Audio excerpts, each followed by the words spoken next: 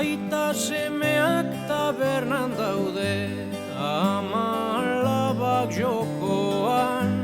Aita semeak tabernan daude, ama... Egun ongi etorri, eskerrik asko etortxagatik. Buenos días, gracias a todas y a todos los que hoy os habéis acercado hasta aquí. Siendo la primera mesa tenía idea de contextualizar, pero creo que nos han contextualizado suficiente esta hora. Sí que me gustaría decir que estoy encantado, estoy muy contento, muy contento.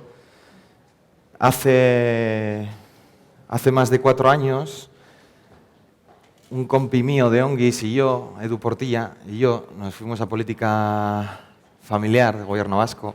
En aquel momento estaba Loli. Con Elena y Loli nos juntamos a contarles que llevábamos trabajando un tiempo con hombres y que pensábamos que la paternidad, el momento de la paternidad era especial, estaban como blanditos los hombres para trabajar. Y me acuerdo que salimos de aquella reunión y yo me iba para casa diciendo, joder, no sé yo si se lo acaban de creer. Y este año cuando me llamó Richard y nos juntamos, Elena, Richard y yo, y me contaron todo este proyecto, le llamé a Edu y le dije, se lo creyeron, ¿no? Entonces, es que ricasco. Quiero agradecer en especial a Elena, que no le veo, porque creo que gracias a ella estas cosas ocurren. Al final estas cosas pasan cuando la gente se las cree.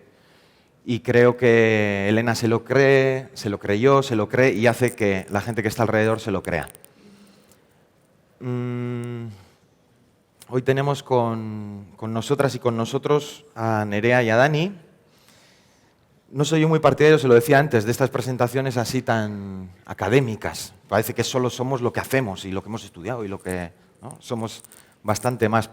Tengo la mala suerte de que no nos conocíamos en persona, acabamos de conocernos ahí. Entonces no puedo contar mucho más de ellos, ¿no? De Dani y de Nerea. Igual mejor, porque si les conociera igual vete a saber lo que contaba. Entonces, bueno, os voy a contar quiénes son con la presentación que aparecía en el programa de las jornadas. Pero detrás de esta presentación, por la sonrisa que hemos tenido al juntarnos ahí los tres, puedo decir que seguro, estoy convencido de que hay 2 maravillosísimas personas. ¿Vale? Nerea Aresti es investigadora permanente de la UPV y profesora de Historia Contemporánea. Doctora por la State University of New York y por la propia Universidad del País Vasco. Es especialista en Historia de Género, destacando por su labor pionera en estudios históricos de la masculinidad. Su trabajo ha estado siempre inspirado por la preocupación en la construcción de las identidades y el modo en que los discursos se estructuran en la experiencia de los sujetos, mujeres y hombres. Y tiene varias publicaciones que podéis encontrar en el programa. Y nos acompaña también Dani Leal, licenciado en Psicología, licenciado en Antropología Social y Cultural, psicoterapeuta de familias también. Y su trayectoria profesional está vinculada a la promoción de las masculinidades antisexistas e igualitarias en hombres de todas las edades. Fundamentalmente lo ha trabajado a través del programa de Hombres por la Igualdad del Ayuntamiento de Jerez de la Frontera y además es profesor colaborador del máster Los malos tratos y la violencia de género, una visión multidisciplinar en la UNED.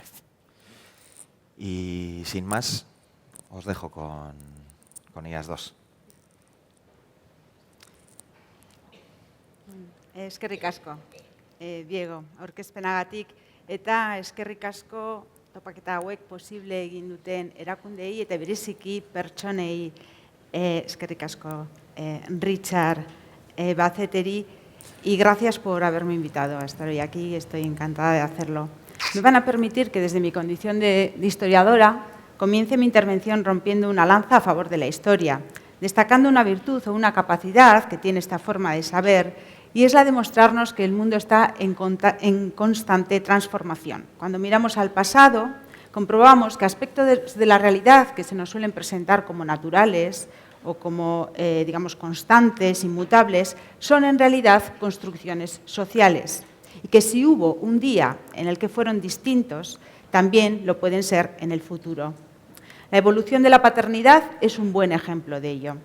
La primera idea que deseo transmitirles hoy es así que cada cultura ha entendido y entiende de un modo diferente lo que significa ser un buen padre y el lugar que ocupa la paternidad en un modelo de masculinidad aceptable. Me referiré así a algunos aspectos, a algunos rasgos de esta definición en un sentido histórico. La segunda idea que plantearé en mi intervención será que la paternidad es un aspecto crucial de las relaciones de género y tiene consecuencias muy directas también en la vida de las mujeres, por lo que el feminismo ha situado esta cuestión, la de la paternidad, en el centro de sus preocupaciones, también desde un punto de vista histórico. Comenzamos así con esta mirada al pasado en busca de paternidades. Atendemos primero la relación entre paternidad y el ejercicio de poder en la familia. Tradicionalmente, la figura del padre ha estado unida al principio de autoridad, particularmente en sociedades muy basadas en la lógica del privilegio y de la desigualdad. Allí el padre se erigía en cabeza de una comunidad humana más o menos amplia que le debía obediencia y, por supuesto, también se la debían hijos e hijas. Era el modelo del padre autoritario, digamos, al que se refería aún a principios del siglo XX Franz Kafka en su famoso escrito titulado Carta al Padre, en el que decía no poder responder a la pregunta de por qué le tenía tanto miedo por el miedo que le tenía. Como sabemos, y se ha puesto ya de relieve en la mañana de hoy, las cosas han ido cambiando en este sentido, particularmente desde mediados del siglo XX, aunque este desarrollo sabemos también que ha sido y es muy desigual en diferentes partes del mundo y en diferentes culturas. En sociedades como la nuestra podemos afirmar que la tendencia dominante ha sido la de ir poniendo límites al poder incuestionable del padre en la estructura familiar.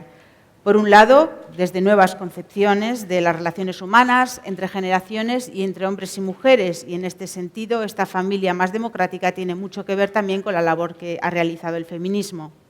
Por otro lado, una regulación cada vez mayor por parte del Estado en las relaciones familiares ha contribuido, asimismo, a poner límites a la autoridad paterna y la relación autoritaria del padre con respecto a los hijos e hijas. Por otro lado, la figura del padre se ha constituido en momentos de la historia como de guardián del honor familiar y como referente autorizado para el disciplinamiento moral de hijos e hijas. En este sentido, podemos ver que durante aproximadamente los últimos 200 años se impuso la tendencia por la que se establecía una repartición muy desigual y pretendidamente complementaria entre el padre y la madre en la educación práctica y moral de la descendencia, y que esta repartición era presentada como justa y como deseable también porque estaba supuestamente basada en los valores atribuidos a dos naturalezas, femenina y masculina, una naturalización y una biologización de estos papeles de padre y madre.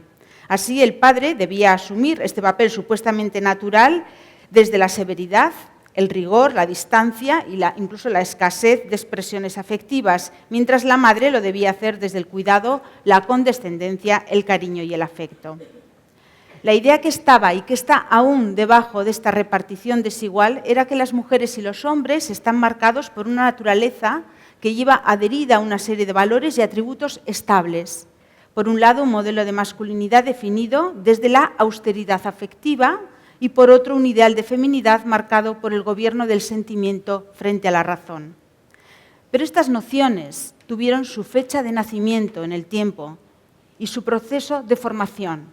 Y es precisamente por este carácter construido por lo que, en la medida en que estos ideales de feminidad y de masculinidad han ido cambiando o muestran síntomas de cambio, también lo han ido haciendo los papeles, el papel del padre y de la madre en su relación con los hijos y con las hijas. Y estos cambios han tenido también una incidencia directa en una cuestión central de la crianza, el cuidado cotidiano de niños y niñas. Durante mucho tiempo, el ideal dominante de masculinidad ha sido totalmente ajeno al valor del cuidado, identificando feminidad y maternidad con la capacidad y con la voluntad de cuidar y depositando en las mujeres, por lo tanto, esta responsabilidad en exclusiva. Afortunadamente, yo creo que lo de hoy es una muestra de ello, el presente supone un punto de inflexión y la apertura hacia un cambio de hondísimo calado. Es necesario señalar que este cambio forma parte también de la renegociación de las relaciones de género de la mano del feminismo. Cierto que todos estos cambios se producen de forma desigual, tímida, minoritaria, si se quiere, pero tienen sin duda un muy profundo significado social y político. Pasamos así a un tercer aspecto de la definición cambiante de la paternidad. Si la figura de la autoridad del padre y su papel como guía moral ha variado mucho en el tiempo, también lo ha hecho su figura como único sostén material, como garante en exclusiva de la supervivencia familiar. Podríamos pensar que esta función fue realidad en el pasado, pero que hoy en día se hallaría cuestionada por la incorporación de las mujeres al mercado de trabajo. En mi opinión, sin embargo, acertaríamos más si afirmáramos que esto se ha producido en muy raras ocasiones, que en muy raras ocasiones los padres fueron realmente los proveedores en exclusiva de la unidad familiar, sino que más bien lo que ha sucedido es que se ha creado una especie, digamos, de fantasía a base de, por un lado, privar de valor económico al trabajo de las mujeres en el ámbito familiar y, por otro, a base de invisibilizar, en ocasiones, el trabajo de las mujeres fuera del hogar. Si se priva de valor económico al trabajo que realizan las mujeres en la casa y las estadísticas han tendido a marginar sectores feminizados como desregularizados en el mercado de trabajo, la imagen del hombre como único sostén de la familia es una imagen, yo creo, distorsionada de la realidad, también de la realidad pasada. A pesar de todo, es innegable que en determinados momentos el modelo de masculinidad aceptable sí pasaba por la capacidad, como ideal, como modelo, la capacidad del cabeza de familia para mantener en solitario a todos sus miembros. Pero no siempre fue así tampoco. Durante larguísimos periodos de la historia, la responsabilidad correspondió de forma compartida al padre y a la madre, y así se reconocía socialmente. Es más, por mucho tiempo, la supervivencia de la unidad familiar fue percibida como fruto del esfuerzo de todos los miembros con capacidad para trabajar, incluidos los niños y las niñas. El propio concepto de infancia ha cambiado drásticamente en la historia y estos cambios han afectado directamente a la relación entre padres e hijos e hijas. Con el tiempo se fue abandonando la idea de que desde muy tempranamente los pequeños, las pequeñas, debían contribuir con su trabajo a la supervivencia familiar. Desde la historia se ha estudiado este giro copernicano que supuso el paso de considerar a los niños como pequeños adultos productivos, incluso seres inferiores, a seres necesitados de protección, de un tratamiento social específico, incluso sujetos de derechos, como lo muestran las legislaciones y la reglamentación internacional en torno a los derechos del niño, creada en la segunda mitad del siglo XX. Bien, hemos atendido hasta aquí algunos rasgos de la paternidad a lo largo del tiempo. La segunda idea que deseaba plantearles hoy es que todos estos cambios tienen consecuencias directas y decisivas, no solamente en la descendencia, sino también en la vida de las mujeres.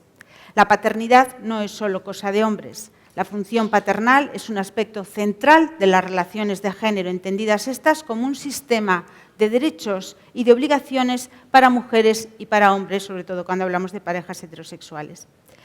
Los derechos y las obligaciones asociados con la feminidad y con la masculinidad serían así las dos caras de la misma moneda y no es posible comprender un aspecto del problema sin reparar en el otro. Y en la medida en que estas relaciones son también, no solo, pero también relaciones de poder, los privilegios de una parte se traducen en pérdida de libertad y derechos por la otra. Por esta razón, la demanda y las expectativas de las mujeres en relación con la paternidad han estado casi siempre presentes en el feminismo.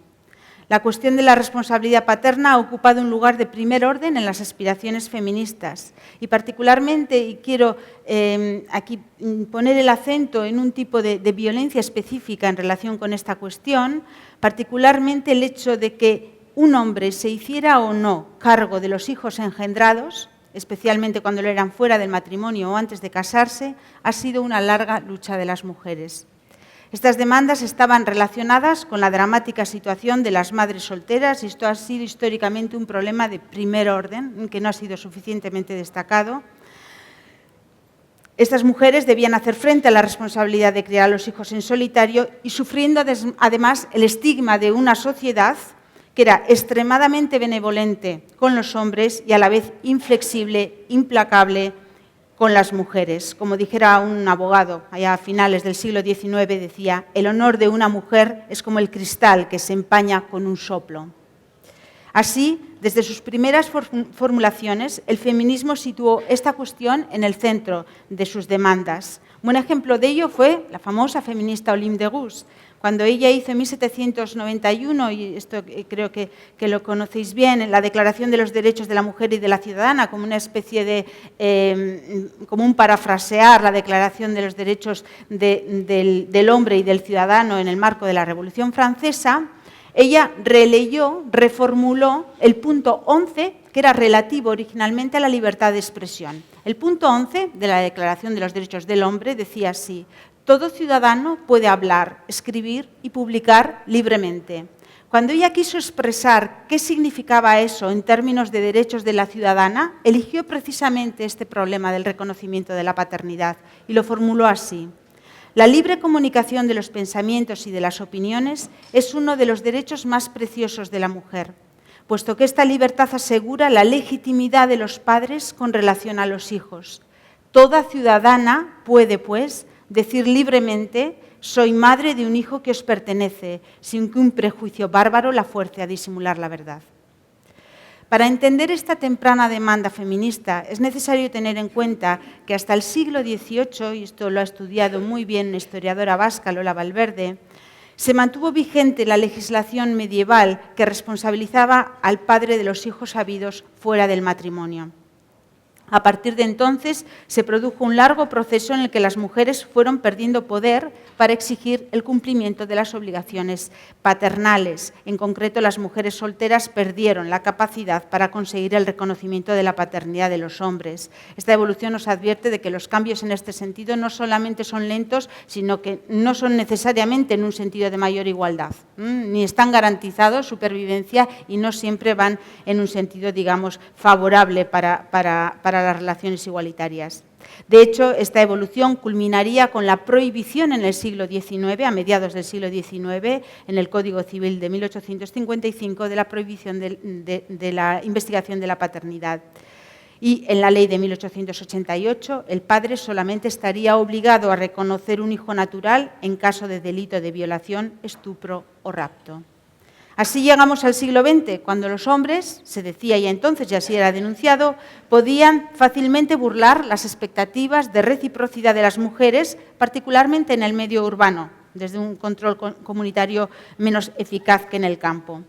Feministas de entonces, como Victoria Kent, denunciaban, cito textualmente, la impunidad con que el padre engendra al hijo y luego huye como un ladrón furtivo.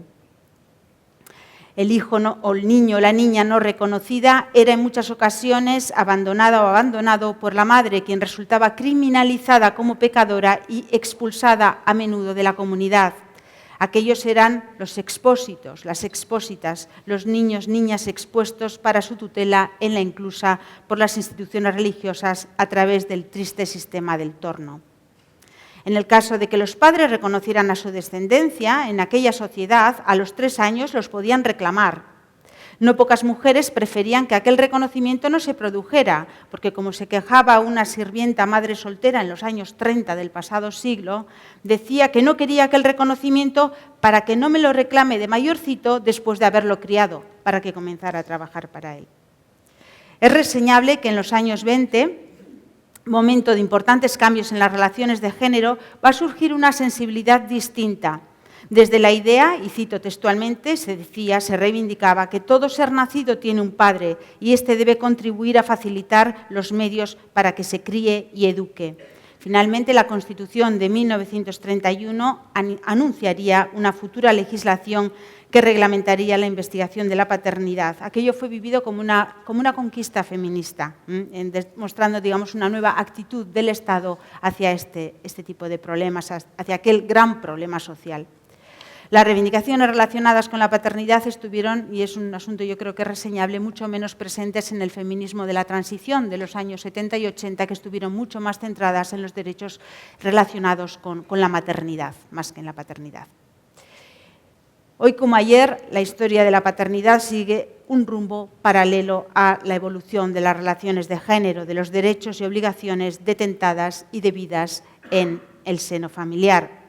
Afortunadamente, las expectativas de las mujeres con respecto a la paternidad no están ya tanto centradas como lo estuvieron en el pasado, en el problema del abandono, la estigmatización social de la madre soltera y el reconocimiento paterno, o sea, digamos, este reconocimiento más nominal. Y, aunque estos problemas no han desaparecido del todo, las expectativas actuales se relacionan sobre todo con una renegociación en un sentido de mayor responsabilidad y compromiso cotidiano por parte de los padres, o sea, un reconocimiento, digamos, no solamente nominal, sino también práctico y cotidiano. Como decía al comienzo de esta intervención, y acabo con esto, aunque de forma tímida y desigual, los cambios se están produciendo y lo están haciendo no únicamente en términos de exigencia por parte de las mujeres, siendo este un aspecto fundamental, sino también desde una voluntad y un deseo de mayor implicación, al menos de algunos hombres. En este sentido, me gustaría acabar incidiendo en dos ideas. Por un lado, que los cambios son necesariamente lentos, como decía, y no existe garantía de que sean definitivos. Esto sería una ilusión pensar así. Pero sí serán más duraderos, sin duda, en la medida en que logren cambiar los propios modelos, los propios ideales de masculinidad y de feminidad en un sentido más igualitario. Y por último, apuntar el hecho de que si uno de los roles fundamentales de los padres y de las madres es de servir de modelo, de referente identitario para las hijas y para los hijos, la pervivencia de estos cambios tendrá sus mejores aliados en unos niños y en unas niñas que vieron cómo sus padres les cuidaban en igualdad y disfrutaban haciéndolo. Eskerrik asko.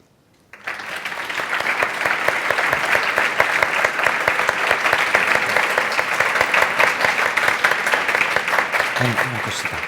Voy a comentar una cosita que se me ha olvidado antes. Marca tú, Richard. Me la han repetido 5 veces. Tenéis unas tarjetitas que os han dado para luego hacer las preguntas. No haremos turno de preguntas en el público, sino que escribiréis las preguntas en las tarjetas y las podremos leer aquí y contestar. ¿Vale? Es que ricasco. Dani. Bien, en primer lugar, buenas tardes a todas y a algunos. Para mí es un gusto estar de nuevo aquí en Vitoria. En referencia al tema que nos ocupa, paternidades que transforman, y quizás la primera reflexión que quería lanzar es que hay paternidades que, transformándose a sí mismas, pueden transformar a favor de la igualdad, pero hay paternidades que se pueden mantener en una posición de obstaculizar el cambio hacia la igualdad, que fundamentalmente están impulsando las mujeres con el apoyo de algunos hombres.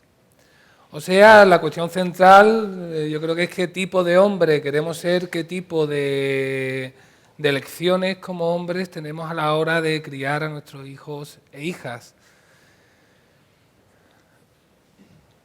Yo pienso que, y os animo a los hombres que estáis aquí, a criar de una manera presente, cercana, responsable, cuidadora, antisexista y no violenta a vuestros hijos e hijas, porque puede ser un eficaz antídoto a corto, a medio y largo plazo contra el machismo. Un antídoto que a la vez puede facilitar el empoderamiento de las mujeres para que se consiga una plena igualdad real, no solo formal. Si cuidas, sabrás cuidarte, y si sabes cuidarte, sabrás cuidar.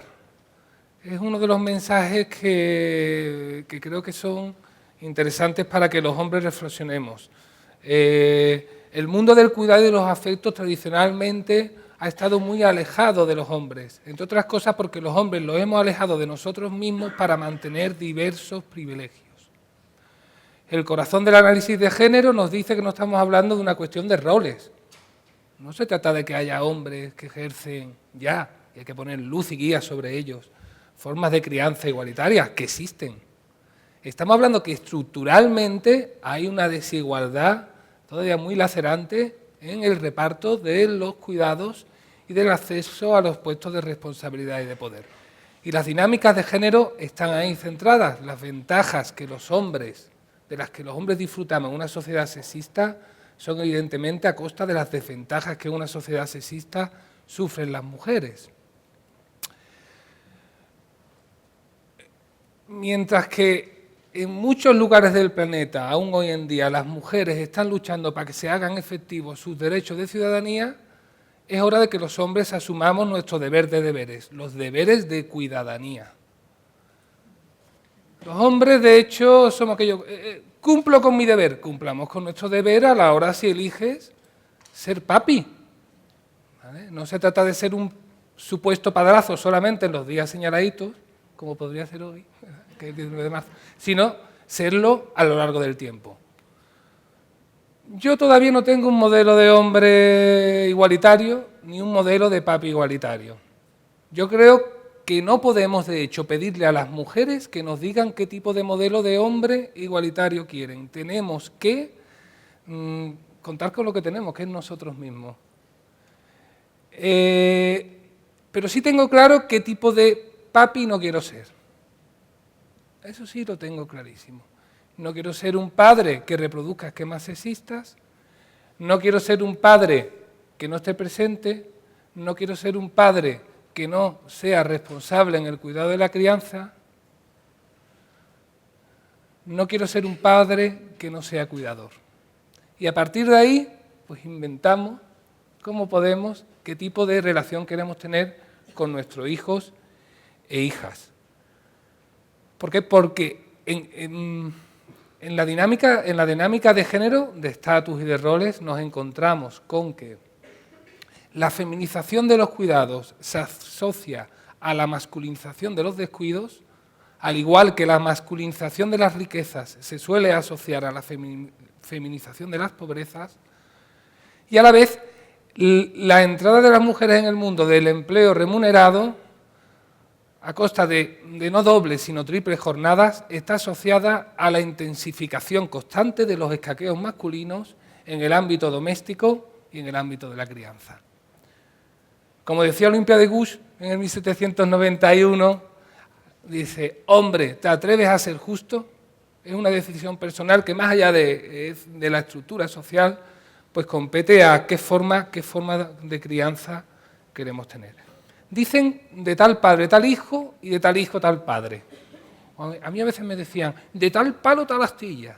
Y bueno, pongámoslo, de tal tallo tal flor, que me parece una cosa un poquito menos, ¿verdad?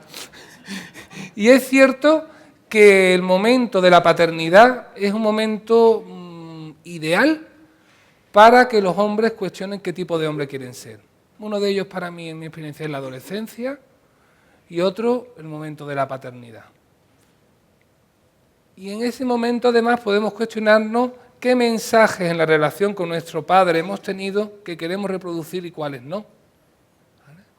Dicen que los hombres tenemos pendiente, los hijos y las hijas solemos tener una conversación pendiente, en el caso de los hombres, con nuestros padres, ¿no? Y yo no quiero tener demasiadas conversaciones pendientes con mis hijos e hijas. Y por eso es importante la práctica del diálogo, la práctica del afecto, la práctica de mostrar un cariño más allá de saber que está ahí, mostrarlo, decirlo, mostrar los mimos, mostrar los cuidados, como forma de trascender los modelos heredados. Para mí la paternidad no tiene especial mérito. En no pocas ocasiones es un mero accidente biológico. De hecho, se me ponen los pelos como escarpias cuando te dicen aquellos que tú eres un padrazo. Digo, bueno, un padrazo que suena a camionazo, suena una cosa... Digo, bueno, simplemente si tienes una lección tienes que asumirla. Pero sí es cierto que es un momento especial para mostrar afecto sin miedo al ridículo, es un momento especial para servir a las criaturas, ¿vale? Los hombres tradicionalmente en el sexismo no estamos socializados en el servir a los y a las demás, sino en ser servidos. Y es un momento especial para mostrar un modelo de masculinidad distinto a vuestros hijos y a vuestras hijas, que los tenga. El mejor modelo de masculinidad igualitaria para un chico masculino, pues es su padre, pero tanto en una actitud positiva como en una actitud negativa, la presencia de la ausencia de tantos padres irresponsables en la relación con sus hijos. Hay una película muy interesante que se llama De tal padre, tal hijo, en el que hay una conversación entre un tendero y un arquitecto, y el tendero es bastante más comprometido en el día a día en la crianza de sus niños y niñas. Dice, bueno, pero a ti ¿qué te pasa? Dice, bueno, no, es que es una cuestión de tiempo. Pero bueno, ¿tú por qué estás tan ocupado? Y dice, es que nadie puede hacer el trabajo que yo hago. Y le contesta, sí, pero es que nadie puede ocupar tu lugar como padre.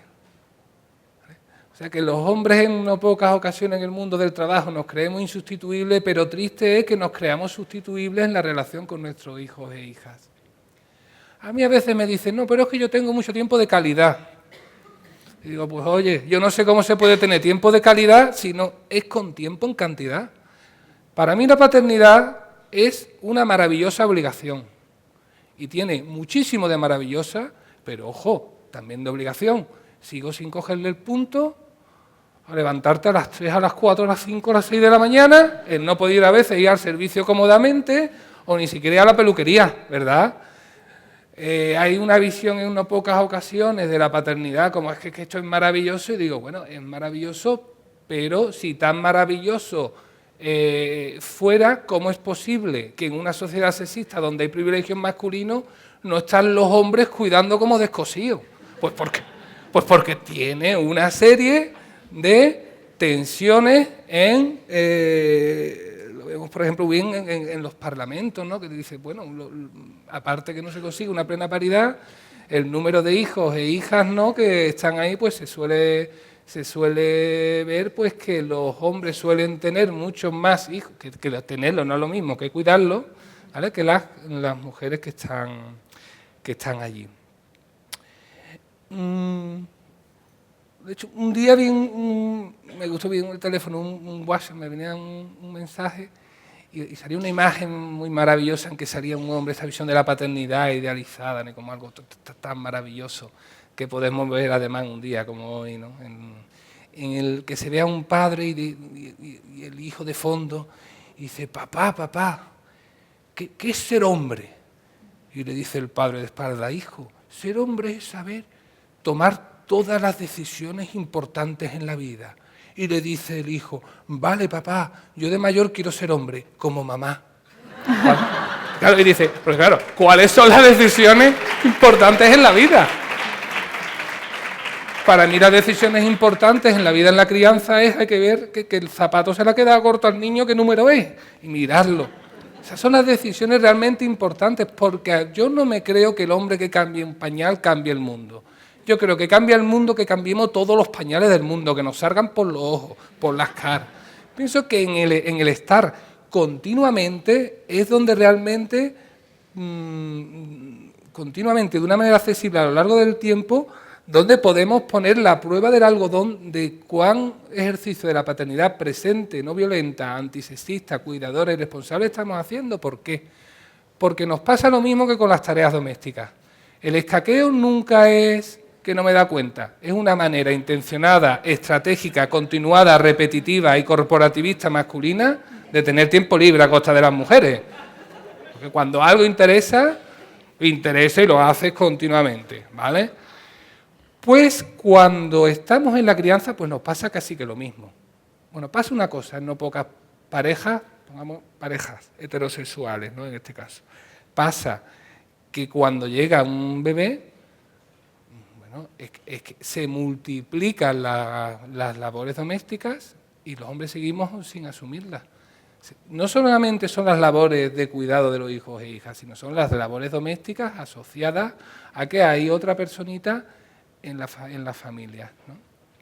Solemos ser mucho más bien mandados o mal mandados que responsables, solemos ser mucho más participativos que colaboradores activos y en general no asumimos todas las rutinas necesarias del cuidado. O sea que ahí hay un factor importante a trabajar, hacer visible la invisibilidad de los mundos del cuidado para los hombres.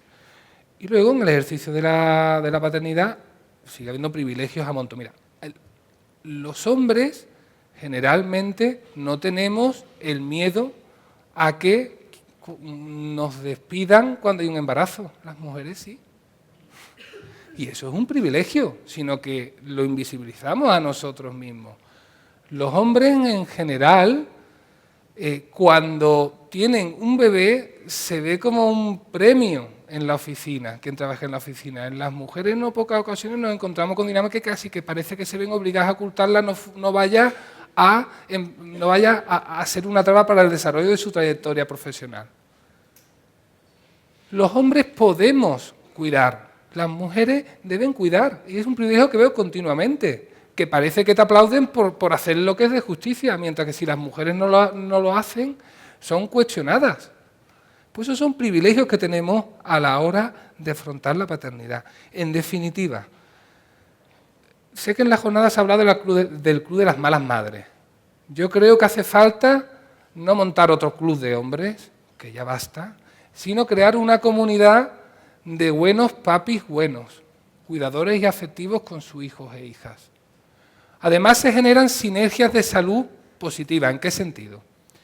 Cuidando a tu hijo y tu hija, aprendes a cuidarte. A la vez se facilita el empoderamiento de las mujeres. Y siendo un hombre que se cuida, no desplaza los cuidados tuyos hacia las mujeres. ¿Por qué? Porque sabemos que los grandes cuidadoras emocionales y sustentadores de los hombres aún hoy en día están siendo las mujeres. Es una suma de suma que multiplica, y cada vez que multiplica, divide el patriarcado. Se trata, como decía Svetan Todorov, enfrentar el límite, decía una frase, dice, no se trata de que algunos hombres se sumen a los cuidados, se trata de hacer entender a todos los hombres que sin cuidados se arriesgan a no ser más que machos que aún no han nacido a una verdadera humanidad. Gracias.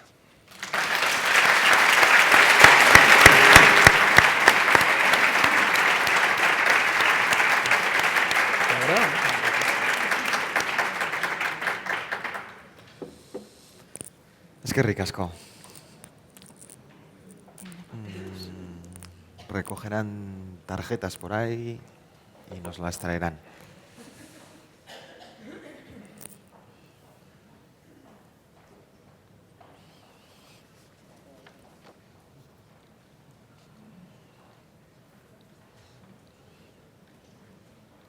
Vamos bien de tiempo, ¿no? Tenemos hasta las 12 ahora para preguntas.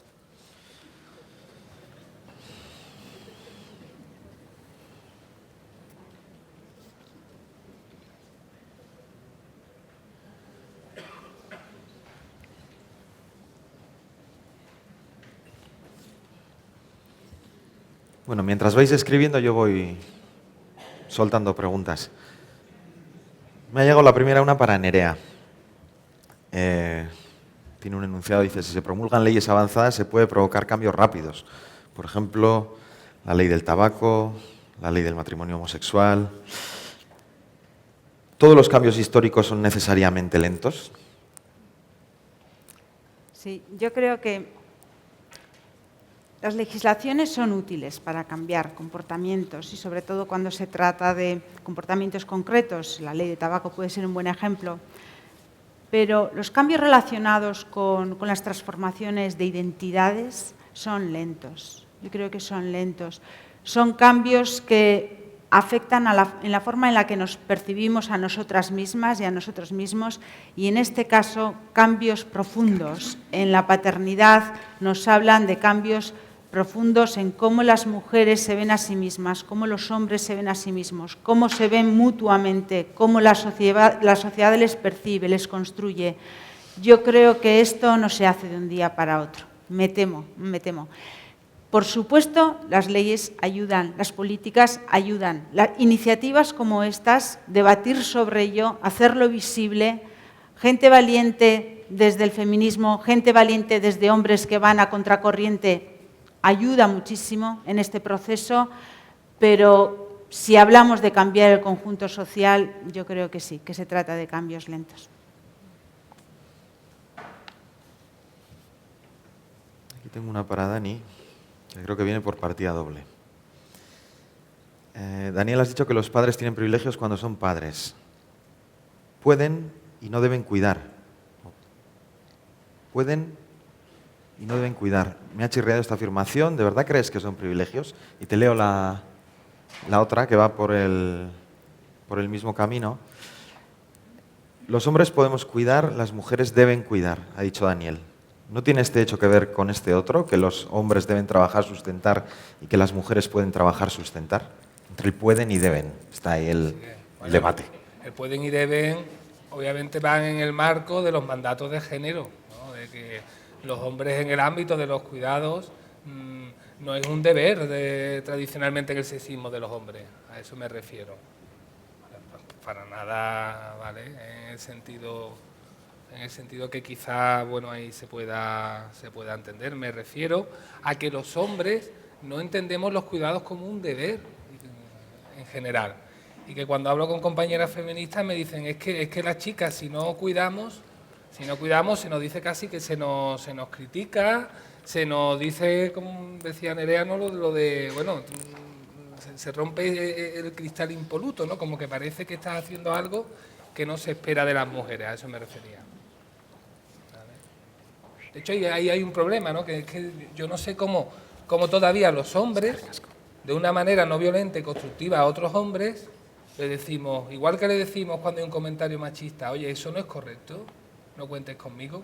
¿Cómo es posible que cuando nos relacionamos con hombres que vemos que no se están comprometiendo en los cuidados, pues no le digamos algo también, ¿no? En el sentido de decir, oye, es que eso no es correcto lo que tú estás haciendo. Vale, una para ambos. Estos días hemos estado hablando que más vale una acción que 1000 discursos, que los hijos y las hijas actúan por imitación. Y habla de la necesidad de referentes. Entonces, bueno, alude a qué es más efectivo. Tener referentes, digamos, famosas, referentes conocidas, conocidos, que actúen de una manera corresponsable y lo visibilicen, o que estemos en los discursos, ¿no? y en los estrados lanzando mensajes. ¿Cómo lo veis? Bueno, yo creo que todo es importante. Referentes pues son necesarios, desde luego. Referentes en los discursos, en el sentido de, bueno, leer o a través de imágenes en una película, a través de noticias de gente que tiene influencia social y sobre todo en las chavalas y chavales, determinados personajes, cantantes, artistas, pues tienen una incidencia pues decisiva, ¿no? Se convierten a veces en modelos totalmente admirados y a los que se supone que suponen algo que hay que perseguir como en una trayectoria de vida. Entonces, referentes yo creo que son importantes, pero los referentes también se crean a través de acciones. Lo que un niño ve hacer también se convierte en un referente de acción. Yo creo que referentes son todos, son las palabras y son los actos. Dani. Yo creo que son necesarias todas las aportaciones, ¿no? Creo que hay que predicar con los ejemplos, pero también creo que es importante pues lanzar discursos en el ámbito público en este sentido. Creo que no son incompatibles. Sí creo que para un nene o para una nena su referente más cercano es insustituible, ¿no? Me parece también importante promover, a la vez que se promueven discursos o prácticas públicas en este sentido, pues que los hombres en la crianza de su hijo y su hija, a través de esos referentes y a través de esos discursos, pues puedan poner esas prácticas en valor y viceversa, a través de esas prácticas que ya están ejerciendo, pues puedan construir discursos antisexistas igualitarios que puedan lanzarse en público y que lleguen al máximo posible de hombres, ¿no? Es que ricasco. Preguntas muy interesantes, todas, ¿eh? Creo que si no nos da tiempo a hacer todas, luego por medio de la web y así tendrán la oportunidad de contestarlas, ¿vale? Esta me la estaba preguntando yo ayer también, entonces por eso os la leo. Aprovecho este sillón. ¿Cómo influye la maternidad y la paternidad en personas de todas las edades que no son ni madres ni padres, profesional, personal y socialmente? Es decir, venía ayer también una reflexión que hacíamos de, parece que estamos centrando en la paternidad y en la maternidad como el eje del cambio social y tal. Podríamos entender que la familia sí que es un elemento, ¿no?, un pilar básico dentro del patriarcado, tal y como está constituida. Y hace una reflexión que va por esa línea, ¿no? Se habla de familias diversas y en transformación. Aún así, las jornadas se están centrando en transformar desde la institución familiar tradicional, dual, padre y madre. ¿Cómo podemos explicar desde ahí, ¿no? ¿Desde dónde podemos recoger la maternidad y la paternidad para aplicarla a un cambio general y a un, digamos, a llegar a todas aquellas personas que de momento no están, ¿no?, en esos parámetros en los que socialmente nos encontramos ahora? Sí, pero bueno, está claro que las familias son diversas, afortunadamente, ¿vale? Y es cierto que en no pocas ocasiones en las dinámicas de relación de pareja heterosexual se reproducen determinados comportamientos que no son equitativos, ¿no?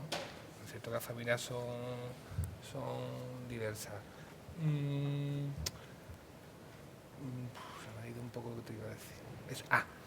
Pero, yo, por ejemplo, cuando hablo del Día del Padre Igualitario, digo el padre igualitario o el hombre cuidador, en el sentido de que no todos los hombres van a ser papás, ¿no? Es cierto que todos los hombres son hijos, no tienen otra, ¿sabes? Pero van a ser papás.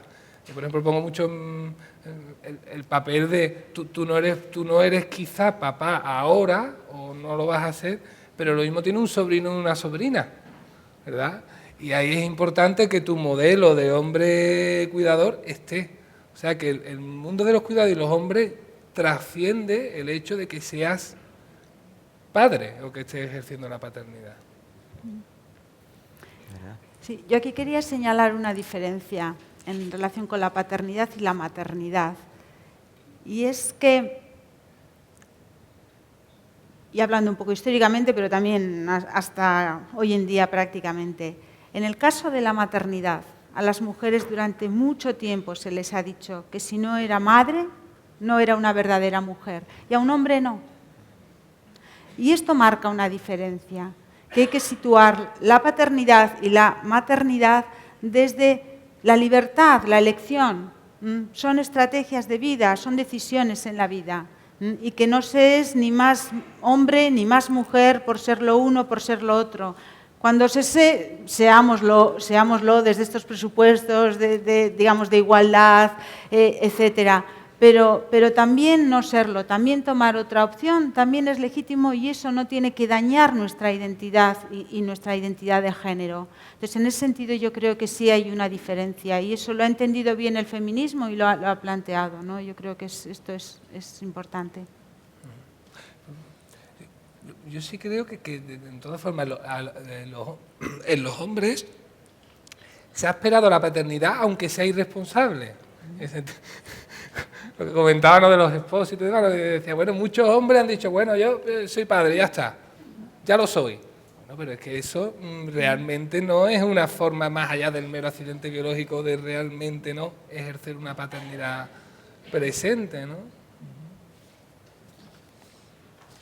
Vale, y creo que la última, por tiempo, que viene un poco con esto también.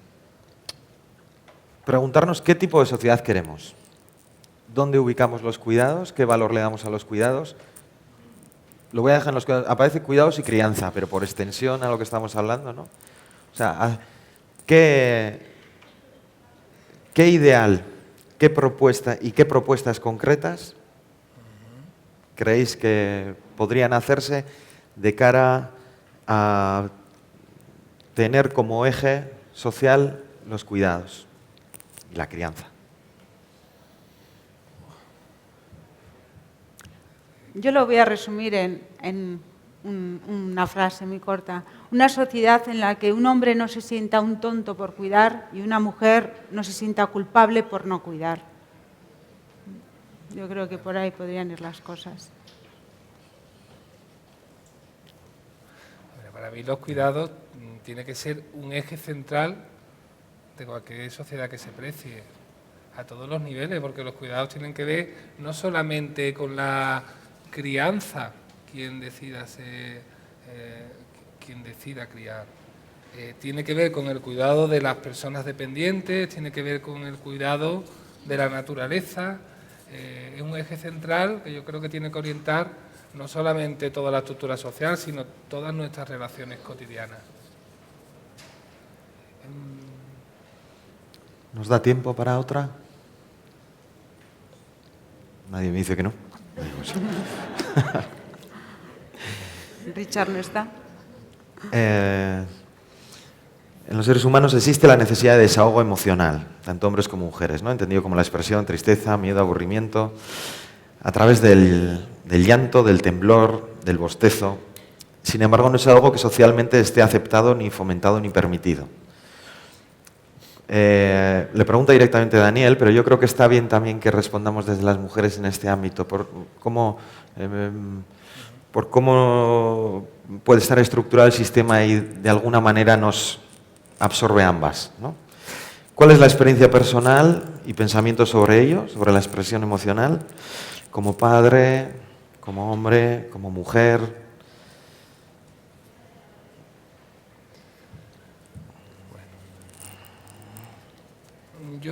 Yo de chiquitito, cuando recuerdo que lloraba más era cuando mi equipo de fútbol perdía la final de las copas, ¿verdad? Y ahí me sorprendía que parecía que ahí había un momento para que los hombres se hartaran de llorar, ¿verdad? Y de hecho se sigue viendo, que te encuentras a hombres muy recios ellos, que cuando pierde su equipo y demás, pues bueno, lloran de una manera desconsolada. Yo no creo que el llorar sea un valor en sí mismo. Yo creo que es una parte de lo que somos la humanidad, que cuando toca se llora. Yo últimamente no estoy llorando mucho, debería llorar quizás más, ¿no? En el sentido de que hay veces que digo, me vendría bien una buena llorada. Y en no pocas ocasiones los lloros que tengo tienen que ver más con la alegría que con la tristeza. Y en no pocas ocasiones tienen que ver con los cuidados de mis hijos e hijas. Te he contestado. ¿Nerea?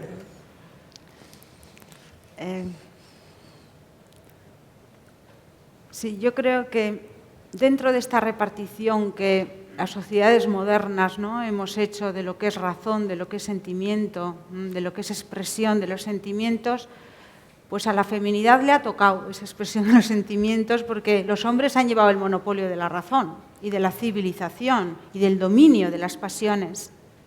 Y bueno, si representan el dominio de las pasiones, tienen que dominarlas. En principio ha sido un privilegio, pero también ha tenido, digamos, sus daños colaterales. No poder llorar. En fin, yo creo que estoy totalmente de acuerdo con lo que planteabas, Dani, que se trata de, pues eso, de una imposibilidad absurda, ¿no? Y bueno, forma parte de los cambios en marcha, yo creo.